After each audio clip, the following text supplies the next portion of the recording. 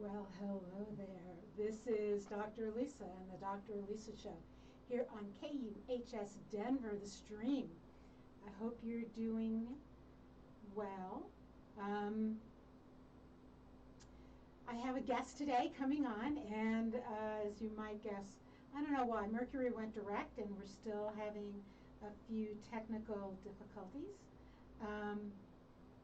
So I am working on getting my guest on while I'm working on saying hi to you at the same time.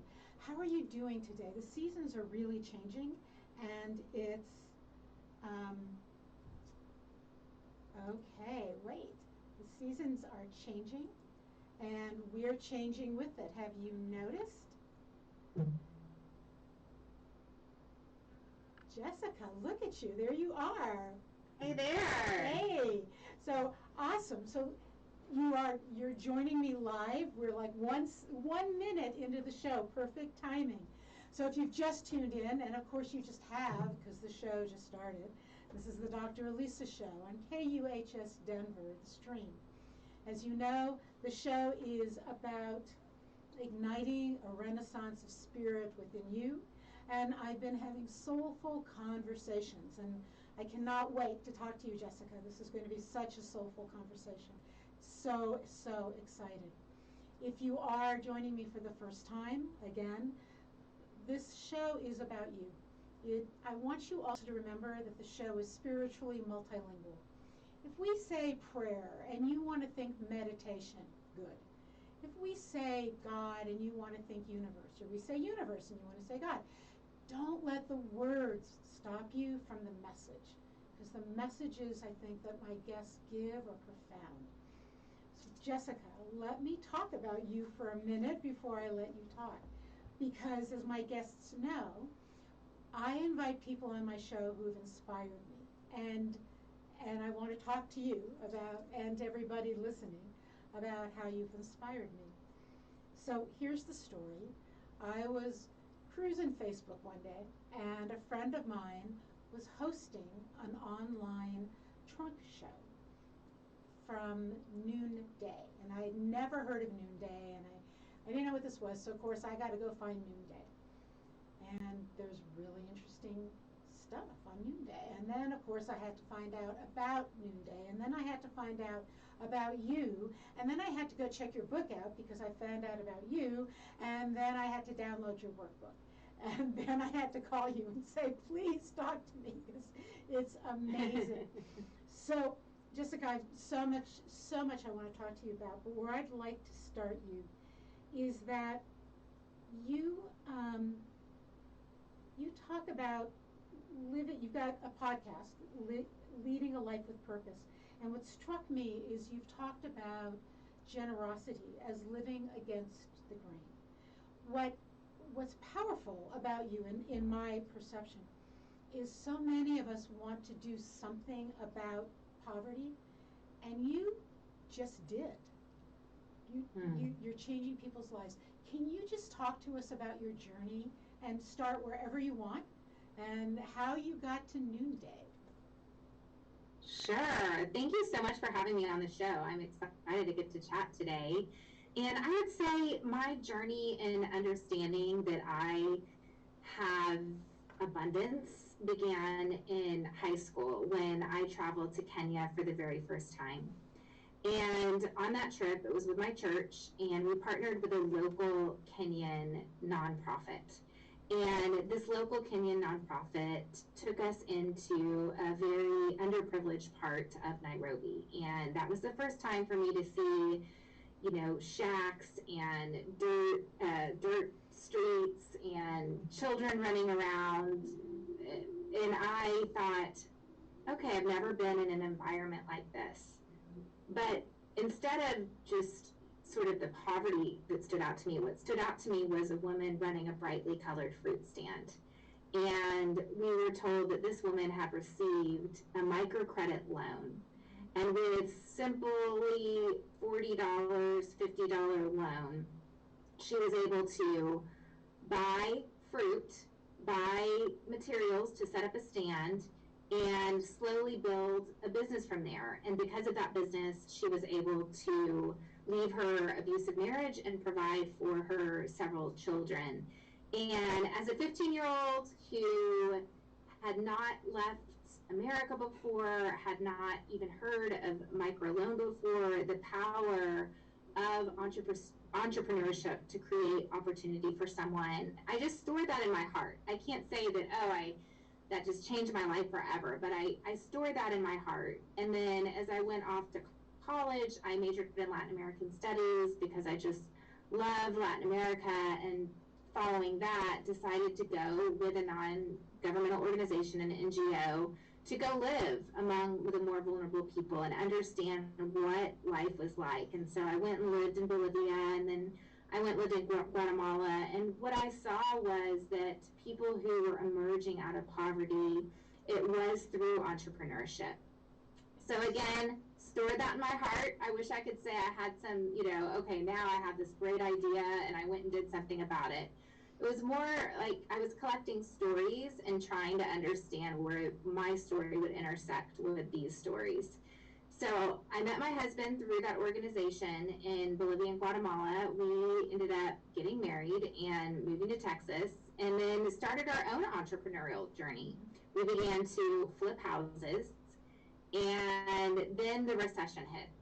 And the recession was a housing market recession. And that was really when courage cornered me. And it was as if my whole life had been leading to this moment. Because my husband and I had 2 children the old-fashioned way, but had decided to bring our 3rd child into our family through adoption. And we had identified the country, Rwanda. We had started on this adoption process, and we had money that we had dog ear that we were using for that adoption. But then the recession hit, and we soon had to start using that money to pay groceries. And before you knew it, we were actually putting groceries on the credit card. But we were halfway through this adoption, and we weren't going to let a financial obstacle stop us. And so some of my friends that had been living in Africa that I had known from the previous work that I had done, they were there to create entrepreneurial opportunities for Ugandans.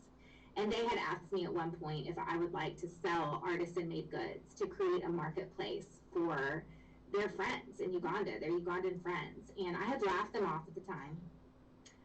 But that's because courage had not cornered me yet. And here I found myself needing money, wanting to complete our adoption, and this one idea, maybe I could sell these artisan-made goods out of my home, and then that could help fund our adoption. So I called my friends that I had laughed at, and they said, sure, you can, those artisan-made goods are sitting in storage in America. We love the artisans we had that made them, but we did not ever create a marketplace for them. Would you create a marketplace? And I said, I'm going to try. So I opened my home one night and curated all of these beautiful pieces from Uganda, and people came. And I was convinced that night that no one was going to come. I was convinced that I was going to look the fool. I was convinced I was going to look desperate. I was convinced that I wasn't going to have anyone show up and therefore be rejected. But that was the moment when I began to understand what courage is. That courage is not just fearlessness. Courage is being scared and going anyway. And people came, and women responded. They responded to the product. They responded to the mission. And what I've seen is that when we come together around a shared mission, we truly are unstoppable. And that's been the story of New Day Collection now for 11 years. So 11 years later, now those original artisans, Jolly and Daniel, that I'd been selling their goods out of my home that night, they were extremely poor at the time. And now they are building a house on land that they own. And their 3 kids are receiving the best education that they can receive, and they employ many people in their community. Unfortunately, it's reduced during COVID, but at one point they were impacting 400 people in their community. So you just don't know where those times in your life where you feel like this is the end, I'm done. Usually it's the beginning. And that's what I found out 11 years ago, and continue to live out this mission every day. Your story gives me chills, honestly, and that usually does not happen. I'm in in a studio with bright lights on me. I don't get the chills during my show. But it did. I almost want to cry. The power of this story. I love this, that courage cornered you, almost as if courage has, I don't know, a life of its own. There's something on your, I have so many questions I want to ask you. But I'm going to skip some of them and go to something you said. Somebody recently told me that they thought faith was the ability to act in the face of uncertainty. And you're defining courage in almost a similar way. And I know you don't have a faith-based business, but you do have a business that emerged in some ways from your faith, right, from the story. Does that notion of sort of courage dancing with faith make sense to you? Yeah, I do think that courage and faith, I mean, faith is this whole notion that there is not certainty. If there was certainty, I don't have to have faith to sit on the chair that I'm sitting on right now. I know that this chair is going to hold me up. Right. But I do have to have faith to believe in a flourishing future. I do have to have faith to believe that there actually is a God, that I was created by design, and that design has intention and purpose. And I think I forget that a lot of times. I think there is so much in life that is certain, but most of it isn't. We trick ourselves and believe that so much of life is certain when in fact so much of it is uncertain. And we can influence outcomes, but we can't control outcomes. And I think the more that we spin our wheels and our energy on this notion that we actually are in control, then the more we're going to live lives of anxiety. And the more we're able to live a life of faith, which is saying, I am created by design. I am created for a purpose. I don't know how it's all going to turn out in the end, but I'm still held by a God who loves me. And I can move forward in uncertainty, knowing that I'm still going to be okay. Like, even if it all goes terrible, I'm going to be okay. And that's what faith is. So that has been the message of so many of my guests. In slightly different words, but basically that message. And it seems to me during 2020 and continuing into this year that we need more of that understanding that we are not in control.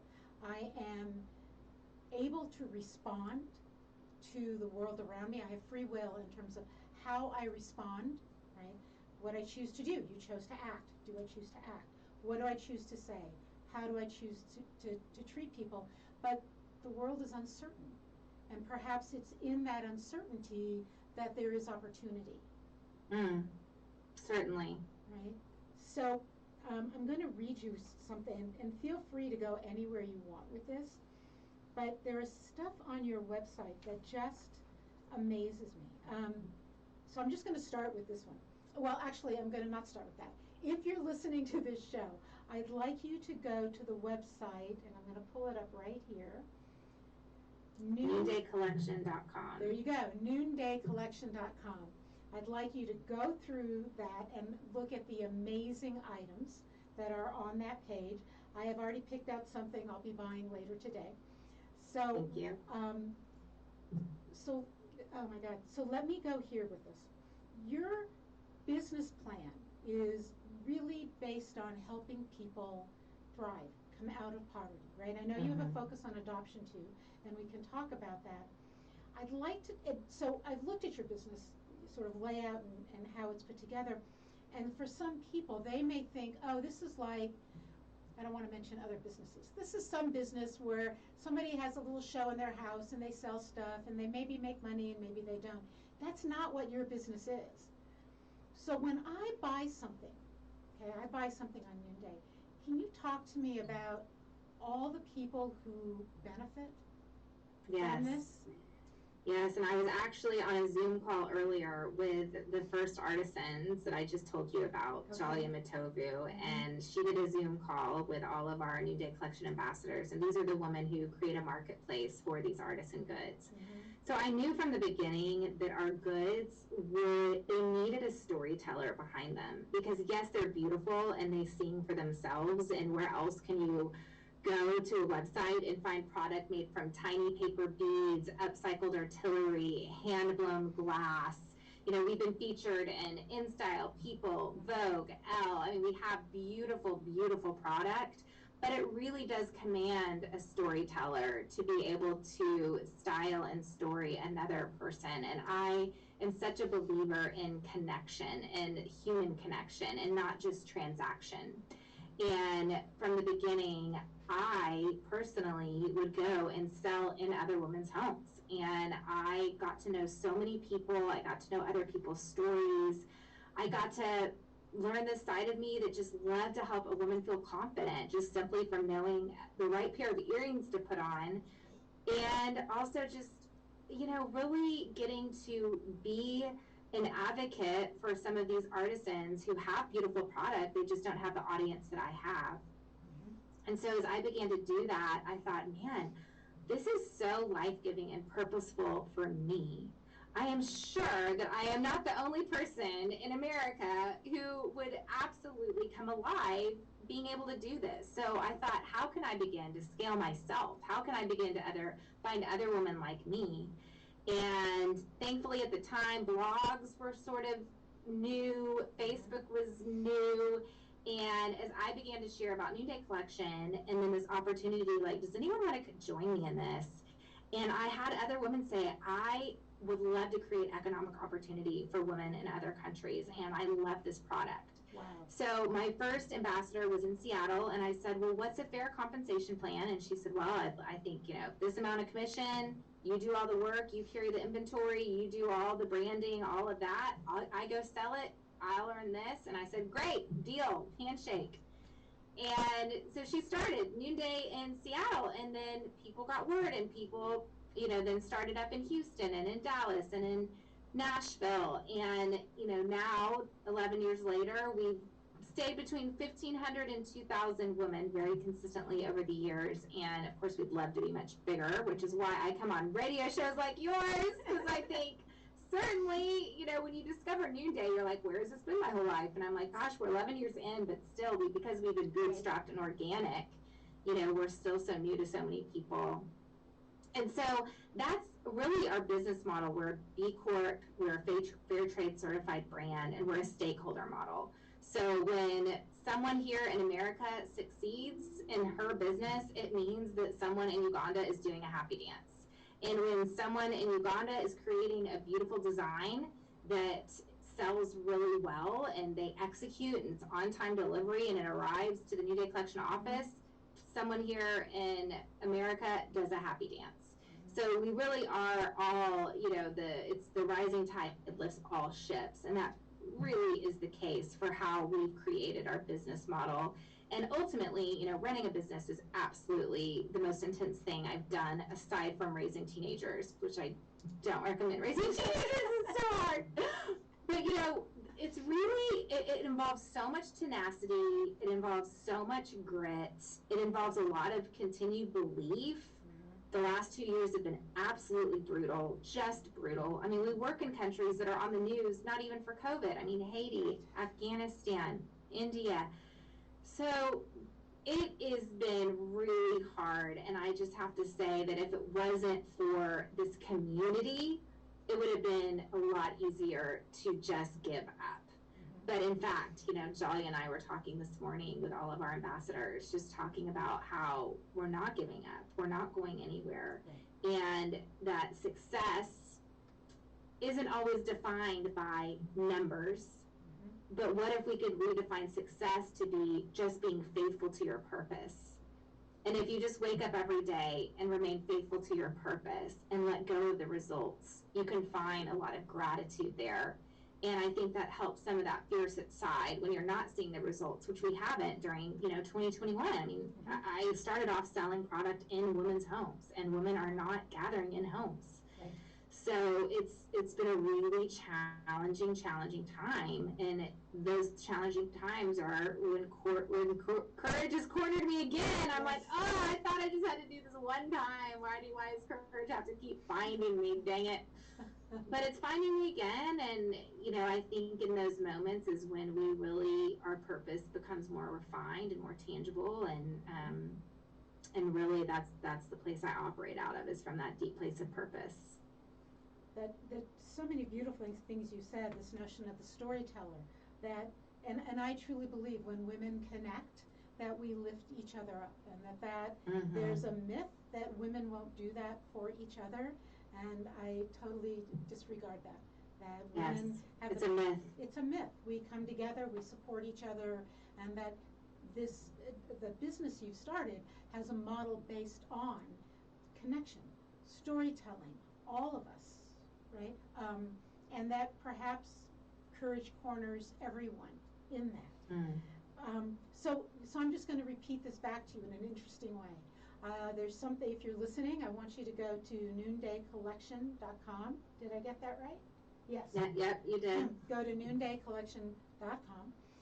And I mean, they've got earrings and necklaces and bags and accessories, and there's things on sale. You can start small. But when I buy something on Noonday, I am helping an artisan in another country.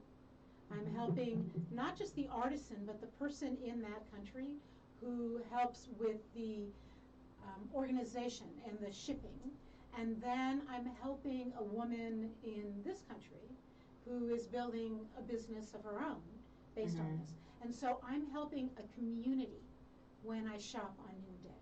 That's right. Yeah, which makes your model so different than most of the ones we see.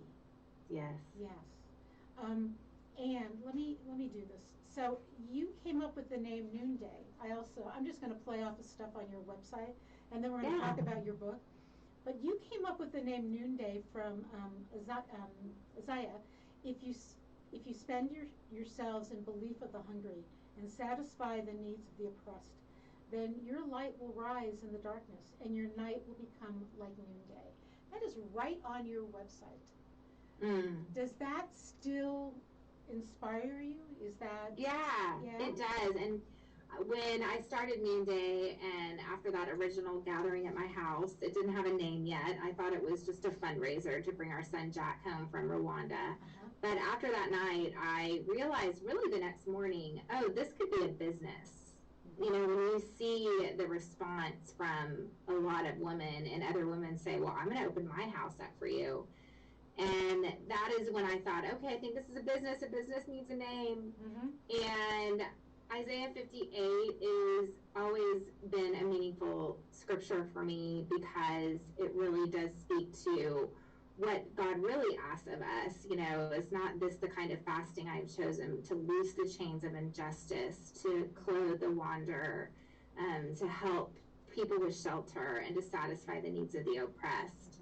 And I do find that, even if I'm having a bad day today, this idea of going and encouraging and helping and making my life an offering to someone else does turn my darkness into light. And that really is the message of Isaiah 58. And as I was looking at that whole passage and thinking, okay, what would be a good name from this passage? And I just love the idea of light, and how the sun does shine the brightest right then during noon. And right when I said, okay, what about noonday? Noonday sun, noonday, this or that. And right then I opened up my email, and I had a friend living at the time in Ethiopia. And he said, Jessica, I don't know why, but I've been praying for you lately, and I just keep hearing this scripture come to mind, and it was Isaiah 58:10. And so that was, to me, my very big confirmation, which I'm very glad, because that is sometimes faith manifests in a concrete way like that. And I'm grateful for those messages along the way where I am able to maybe experience faith in a more concrete way. And that certainly was one of those times. And that's how it all began. And I do turn to that a lot. I think that sometimes people working in the space of social justice, and especially when it comes to ethically made goods. It can be a little bit more, what are we standing against instead of what are we standing for? And I am so much more about standing together to create a future together, as opposed to putting other companies down or the way other people do it. And to me, the sun and the yellow really represents optimism and possibility and a future that's flourishing. So I'm still very happy with our name. I love the name. I have to say, I love the way your spiritual life is so obvious on your website, right? That it is so clear that this is a business based in hope and and as you said, I love that, not against something, but for something. That's also just incredibly beautiful. There's something on your website also that, I mean, there's a lot of things I love, let me just say that. But there's also something that I just found so fascinating. You talk about fashion creating connection between women all around the world. You have a story of women wearing something bright and saying it's trending. And I'm like, oh my gosh, we never think about that. Or perhaps I just don't. That fashion gets this, we see fashion often as something that we should discard. That it is something. Right. Yeah. It's not real, it's superficial. Right. But you come at fashion in a very different way. Can you talk about how the women have inspired you about that?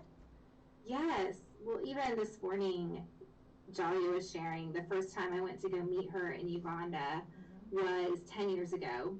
And she recounted that I told her, Jalia, it's time to put on some lipstick and let's, figure out what clothing style you want to wear.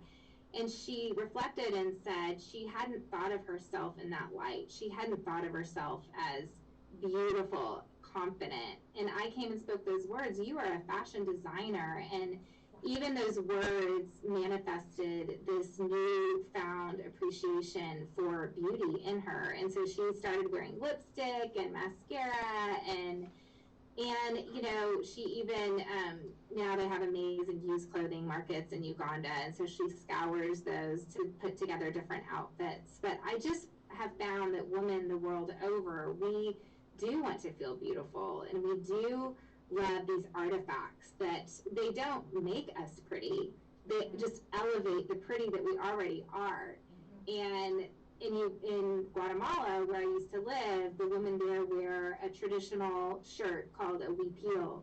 And there's about 20 different people groups in Guatemala, and they all have different costumes. Traje is what it's called in Spanish, and different huipiles. And so one time I was in a village and I said, I've never seen birds like that on a huipil. And she said, oh, it's all the trend right now in my village. And it's true. It's like there's trends everywhere, and really that fashion can become such a connecting point for women the world over. One of the reasons I love that is we're in such an era of for and against, right? And that women are told all the time, and you actually talk about this in some way on your website, in your book, that we have all these messages we get. So we're supposed to age gracefully, but we're supposed to accept who we are, and we're not supposed to be fake with makeup and whatever, but we're also supposed to stay beautiful. And what you're saying is we are beautiful. And anything that we choose to do to enhance that, it helps us shine. And with that, we change our communities. And that fashion then, and beauty, and not just fashion, but the way that we adorn ourselves, perhaps. Is that a good way? That connects us. It does. Right? I'm thinking about, and this is just a silly story, then we'll get back to you. I was working on a project on one of the, with the Sierra Club, and we were going in and we were mapping some old kivas and some old living areas on a sort of national forest area. And they said, in these kivas, we keep finding these stones. Like, we don't know why they collected these, like, geodes and pretty rocks. I'm like, well, they were decorating their houses. But What do you think the Right. women were doing? It was Right. decoration. And they looked at me and went, oh no, there must have been some other meeting. I'm like, I think humans embrace beauty. Beauty. Yeah. And isn't that enough of a reason? Yes, it is. It Right. is. So we talked about fashion basically with impact.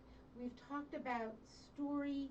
I think the other thing you do is you're giving people dignity, right? Because I can donate money. Well, your first story, the fruit stand, and we give these micro loans. I could give someone $40 and she could go buy stuff and feed children. But when I give her a micro loan, which I've done, there's some great organizations for that, she starts a business. That's right. She has dignity. Her children learn dignity. Her neighbors follow suit. So that your work, and has that been something you have found also with your ambassadors? Absolutely. It is really incredible. I do believe that we're each made in the image of God, and God is a worker and a creator. And so when we actually are able to create possibility and create and bring something new into the world that doesn't exist, I think we're acknowledging that image bearing in us. And so much of work around the world is actually exploitive. Many people in Uganda, they might work and never get paid, so they get exploited. Many women in Eastern Asia where we work, they are actually trafficked, and a lot our storyline collection is actually all handmade by women who have been formerly trafficked and are in a job that is literally exploiting their bodies. And now they come in and they begin to make jewelry, and they just begin to feel dignity again because they're able to create and have a job that actually honors their worth instead of depreciating their worth. And with our ambassadors, so, a lot of our ambassadors, a lot of them work full-time jobs, and maybe those jobs don't, get all of their passions. And so this becomes a place where they're able to express their passion and their purpose. And then, some of the women that work as ambassadors at Noonday, this is their primary job. And this has been a place for them to discover their dignity again, where they're not having to just, bury themselves in goldfish and Cheerios with their littles at home, but also are able to actually work from home in a really meaningful, connecting way. So there is something very powerful about work that actually brings dignity to others, and that is exactly the work that we've been doing here at Noonday now for 11 years. So if you have just tuned in, this is the Dr. Lisa Show on KUHS Denver, the stream. We are a worldwide station, and so wherever you are, guess what? I'd love to hear from you. I have a Facebook page, the Dr. Lisa Show, and on there is a link that I've just posted, noondaycollection.com. If you're listening to my show, well, if you missed the first half, you're going to have to go back and pick it up because it's a wonderful show with my amazing guest. And I'd really love it if you would go to noondaycollection.com and just look at it. I'm getting chills in this conversation. I'm going to buy something later today with this idea that I'm helping all these people buy this purchase and maybe buy more than one thing. And I have to say, I have friends who help women become entrepreneurs in different ways. If you're listening and you're wondering if you have a chance to be an entrepreneur, Jessica, how do women become ambassadors with you? Yeah, well, it's really easy. You can go to our website, noondaycollection.com, and just click, it says Become an Ambassador, and you get a small sample collection of our products, and you can begin to either post those in your Facebook community or in your Instagram community. Or what we really love is for women to physically gather. That's how I started the whole business. And now, especially as COVID numbers are going way back down, it is a great time during these holidays. I just believe that we have become hermits in ways that our brains are not wired for. Our brains are wired for connection, and they're wired for physical connection and physically gathering. So if you can become an ambassador and ask, all it takes is for one friend to say yes to you, and you've got a business. And if you don't want to become an ambassador, you can always gather your friends, find an ambassador. You can go to our webpage and also discover if there's an ambassador in your area and connect with her. And that's what's been so amazing about this whole experience is we just have found that when women connect around this global purpose, it really creates a very unique community. And especially in a time when we're so divided, our community has been a place for women to really come together around a mutually shared purpose, which is to build a flourishing world where women are empowered, where children are cherished, and where people have dignified jobs. Wow, that's breathtaking. That's absolutely breathtaking. So you also wrote a book. I do want to also just one more time, if you're listening in, it's noondaycollection.com, and the link is on my Facebook site. So if you go to the Dr. Elisa show, you'll see that link. And usually this is so funny, Jessica. Usually on my show, I have a something I say every time I'm on, which is I'd like everyone to be a philanthropist, and that could be $1 a day or $5 a month that you put aside and donate. And I've been encouraging people to be a philanthropist. This is a way they can be a philanthropist, because by buying goods from women who are now finding dignity by expressing themselves through their art, this is a way of actually being a philanthropist. Yes. Right. And you become a brand advocate, because I do think jewelry, we have, most of our collection is jewelry. We do have home goods and scents that are beautiful. But all of these things are soulful. The way we create our homes is soulful, and the way we style ourselves can be soulful. If we, I think about a ring I wear of my grandmother's often that just gives me strength. And now you get to actually clothe yourself in these beautiful handmade pieces that are really soulful. And so I find if I'm going through a time where I'm feeling uncertain or my courage needs a boost, I just, kind of hold on to some of the beads or some of the necklaces, and I do think about the woman on the other side who made that and let that bring me courage.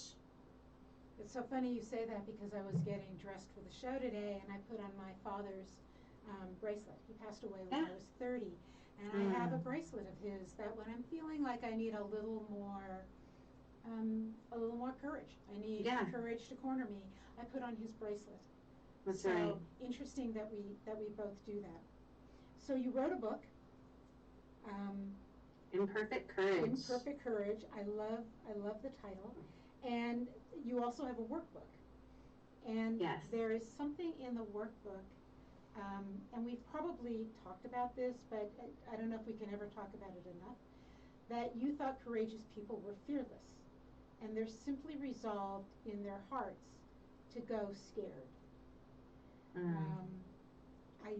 There's something so powerful about not only giving us permission to be frightened, because that has a very negative connotation, but saying that the possibilities of life open up for us when we stay with our fear and walk with that. Yeah. Right? And I don't know if we've already talked about that in a way that you're sort of like you said it. I don't think so. Is there another piece of that for you, of helping people walk scared? Right. I do think that we need to change the relationship that we have with fear. I mean, we're all going to get afraid. It's just that sometimes we let that fear paralyze us and stun us, or sometimes we let that fear lead us into coping mechanisms that are not healthy. But if we can just be compassionate towards our fear and say, I see you, but I'm not going to let you be in charge of me and the choices and the steps that I take in my life. I'm going to invite you to come along. But the only way, I think I thought, oh my gosh, I need to be fearless before I actually can move forward. And actually the only way through our fear is through our fear. And you can't go around it. You can't just sit there and wait till you're never afraid again. You just simply have to walk through it. And ultimately, that is what courage is. There's an outward bound statement that if anyone who's ever done a long outward bound, and they'll say to you, if you can't get out of it, you got to go into it. Right? The only way out is in. is in. And you talk in your workbook about the way we insulate ourselves instead of being willing to take off that insulation and go in with that, which is sort of this amazing piece. I also want to go back, because I see you as somebody who is spiritually courageous and clearly adventurous in many ways. You've been to more countries than most of us. You've gone and lived in places that would frighten many people to choose to live in. I know that in my first career, I was a geologist, and I was often on some of the Native American, we call them reservations, but not, right? Like those, the sacred lands of those people, and often just dismayed with what, right? How that people there have to struggle, and often it is their art that brings them through, and it is their faith, and it is their connection to the land. There is a saying, I think it's a Jewish saying, but it's probably everybody said it, that the cracks in our heart is where God comes in. Leonard Cohen said the cracks in our heart is where the light comes in, and the only complete heart is a broken heart. And so I wonder, do you feel that this, and this is, I have no idea where this question is coming from, but your heart was, when courage corners you, it's at that moment where your heart is breaking. I can't adopt this child. I have my food on my credit card. What am I going to do? And then it's almost like you're filled with light and hope and possibility in that moment. Am I catching that as a reoccurring theme in your life? Yeah, I do think those are moments where we get to choose how we're going to respond. And are we going to let that heart break like shards of glass that then become sharp for ourselves and other people? Or are we going to let our hearts break and open wide to live life in a new way, and to be able to see the grand paradox of life, which is that joy and suffering can and will and do coexist? And I think that has definitely been my journey even of the last year, because a lot of what we built has now grown smaller than it was because of our business model and the state of the world. And I think more than anything, just learning that suffering, the path to joy is paved with suffering, and it is being able to just embrace that life isn't always up and to the right. And I think, it's taken me a long time to figure that one out, and to not let life just break you, but to let that broken heart lead to a posture of possibility and openness. There's, as you're talking, I'm thinking about the obsession that we seem to have with being our best self, right? And making sure that we are always positive, and that positive changes the world, on and on and on. Right. And I agree with you that the journey towards joy goes through our fears, or fear accompanies us. That there's an inward reflection about not just healing, but what is my purpose and why am I here? And if it's frightening, then that's probably good. I'm probably on the right track. If it's frightening me, it's a very different point of view than sort of self-absorption that sometimes I think on our way to finding happiness, we become a little obsessed with in the world. Right. I'm not calling out anything in particular, but just in this sort of general. Right. And then that's such a lack of resilience, because resilience is ultimately about embracing suffering and not letting that suffering totally define your life. Right. I mean, Viktor Frankl was probably, I don't know if you've read that, Man's Search for Meaning, right? Here's the ultimate. I'm in a The ultimate. The ultimate. Yes. I'm in a concentration camp. I have a choice of how I will Yes. act.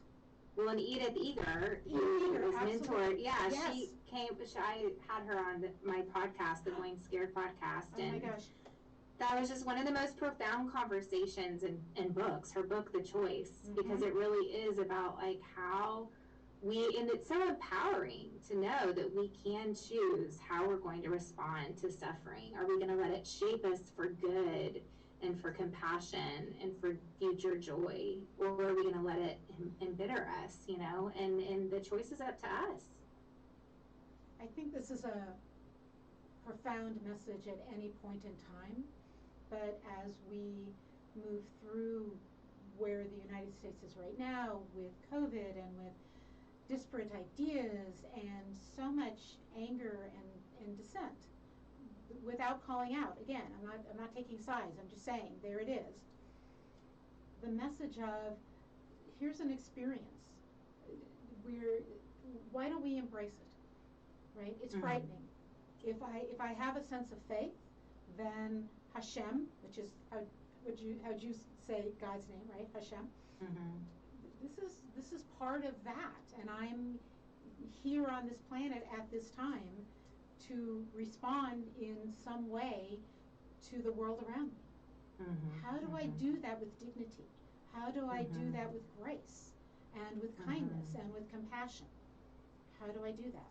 What I'm seeing in your business is not only are you giving people dignity and hope, but there's a message that underlies, and again, I said at the beginning, you don't have a faith-based business. You have a business firmly based in, happens to be your faith, but a faith, the language you use about it is open to everyone. Right? That's right. And I'm wondering if you're seeing not just the transformation of the artist building a house on the land and her kids in school, but also is their language changing? Is their perception about the possibilities in the world changing also? Yes, I mean, I think that hope has sprung up. I think that Noonday has watered seeds of hope throughout the world in women's hearts here, and hope is a powerful thing. And I mean, back to Edith Eger, I mean, I think those are the, once you extinguished hope in someone in suffering, that's despair. But when you're able to actually cultivate hope in yourself and in an entire community, then absolutely you're going to be able to create the future that you've set out to create. Right. And I definitely see Noonday as doing that. Instead of saying, I'm sad, I shall go shopping and buy something frivolous, I could say, I need a sense of hope. I'm going to go to the noondaycollection.com. I hope I said that enough for all of the listeners to already have gone to this website and look at something there and realize mostly women. Are those mostly the artists you have? Mostly. A woman in another country is building success in her life by having made this, and when I buy it, I'm transforming somebody else's life. And so this purchase is giving me hope and making me feel beautiful, but it isn't frivolous. It has, my dollars have meaning and purpose. That's right. Right? And that's an amazing business model. So we're coming to the end of our hour. I still want to know a few things. I want to know, and maybe you've already said this, but you have such a profound message. I'd like people to read your book, Imperfect Courage. I'd like them, it's a free download, right? 30-day Imperfect Courage. Yeah, you can go to my website. That's at jessicahoniger.com, 2 G's, 1 N. And yeah, you can get a free download of the workbook. And the workbook is lovely, and I mean, I've been going through it and reading it. So you've already written the book, you already have this. I'm wondering if you have an encapsulated message that you would like to say to women who are listening and on the edge of hope, on the edge of maybe I can do something. I would just get out of your head and get onto your feet. and what is that very next step you need to take that shows your hope, that manifests that hope in a really physical way. I mean, for me, it was inviting women into my home to shop. You know, for you, it might be I'm finally going to walk across the street and ask my neighbor what his or her name is. Or I'm finally going to get off my phone when I'm checking out at Target today and talk to my cashier and find out about her life. I think that oftentimes our next moves of hope are small, and so we dismiss them. But you can't finish what you don't begin. And so just taking that first step of hope is your most powerful step that you can take.